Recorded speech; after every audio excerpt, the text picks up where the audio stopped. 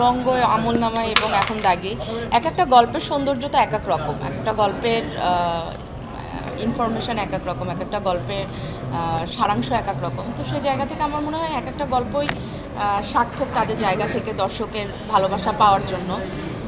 তো সুড়ঙ্গ সার্থক, আমলনামা সার্থক, আর দাগিরটা তো আপনারা দেখতেই পাচ্ছেন। তো আমার মনে হয় যে এই কোনোটার সাথে কোনোটার কম্পেয়ার না করি, এক একটার ইন্ডিভিজুয়ালি দে আর বিউটিফুল।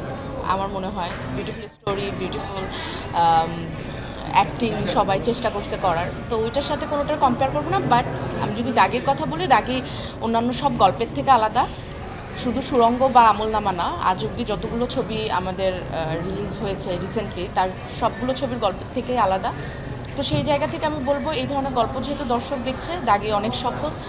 অনেক কিছুর থেকেই দাগি আসলে এখন সফল, অনেক অনেক বেশি সফল।